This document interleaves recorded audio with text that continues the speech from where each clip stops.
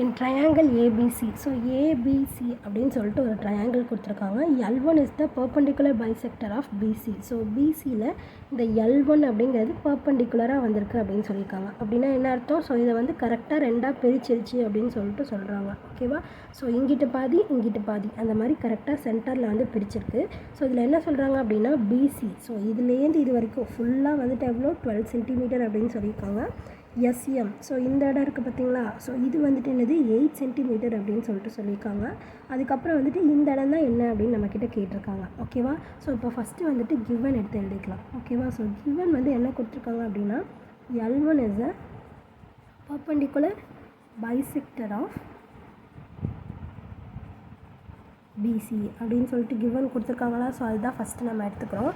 So இதை வச்சு நம்மளுக்கு என்ன தெரியுது அப்படின்னு பார்த்தீங்கன்னா, ஸோ இதை வந்து ரெண்டாக பிரிக்குது. ஸோ பிஎம்மும் எம்சியும் ஈக்குவல் அப்படின்னு சொல்லிட்டு நம்மளுக்கு தெரியுது. ஓகேவா? So PM is equal to MC. நம்மளுக்கு என்ன கொடுத்துருக்காங்க? பிசி கொடுத்துருக்காங்க 12 சென்டிமீட்டர் அப்படின்னு சொல்லிட்டு. இந்த பிசிக்குள்ளே தான் என்ன இருக்குது? பிஎம்ஐயும் எம்சியையும் கூட்டினோம் அப்படின்னா நம்மளுக்கு பிசி கிடச்சிருமா? இப்போ பிசிக்கு பதிலாக என்ன எழுதிக்கலாம்? PM plus MC is equal to 12 centimetre. அப்போது நம்மளுக்கு என்ன தெரியும்? பிஎம்மும் எம்சியும் ஈக்குவல்னு தெரியுமா? ஸோ அப்போ பிஎம்க்கு பதிலாக எம்சி அப்படின்னு எழுதிக்கலாமா? So MC plus MC is equal to 12 centimetre. So இது மொத்தம் எத்தனை இருக்குது? 2 இருக்கா? ஸோ அப்போ 2mc அப்படின்னு சொல்லிட்டு எழுதிக்கலாமா? ஸோ அப்போ 2mc இஸ் ஈக்குவல் டு என்னது? 12 centimetre. MC is equal to எவ்வளோ?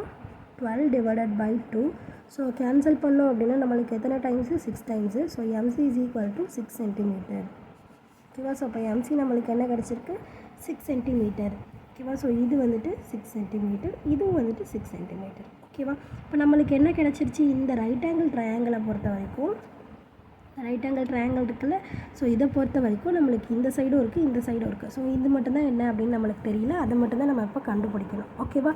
ஸோ அப்போ அது தெரியாத நம்ம எக்ஸ் அப்படின்னு சொல்லிட்டு எடுத்துக்கலாம். ஸோ இப்போ இது பார்க்க இந்த ட்ரையாங்கிளை மட்டும் இப்போ எடுத்து நம்ம வரைஞ்சிக்கலாமா? ஸோ இதை மட்டும் நம்ம இப்போ தனியாக எடுத்து வரைஞ்சிருக்கோம். ஸோ அப்போ இது பார்த்திங்க அப்படின்னா நம்மளுக்கு பார்க்க எப்படி இருக்குது? ரைட் ஆங்கிள் ட்ரையாங்கிள் மாதிரி இருக்கா? ஸோ அப்போ நம்ம என்ன தியரம் யூஸ் பண்ணிக்கலாம்? பை பித்தாகரஸ் தியரம் யூஸ் பண்ணிக்கலாமா?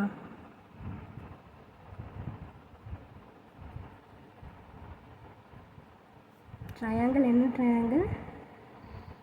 எஸ்எம்சி. ஓகேவா? ஸோ இப்போ இந்த ட்ரையாங்கிளை பொறுத்த வரைக்கும் பித்தாகரஸ் தியரம் யூஸ் பண்ணிக்கிறோம். ஸோ இப்போ இதில் வந்துட்டு ஆப்போசிட் சைடு இதுதானே ஹைப்போட்டனஸ், 90 டிகிரிக்கு ஆப்போசிட்டில் இருக்குதோ அதுதான் ஹைப்போட்டனஸ். இப்போ இது வந்துட்டு எக்ஸ் அப்படின்னு சொல்லிட்டு எடுத்துக்கலாம். ஸோ அப்போ x square SC square is equal to இதையும் ஆட் பண்ணிக்கோமா? So SM square plus MC square. So SC அப்படிங்கிறப்ப என்னது?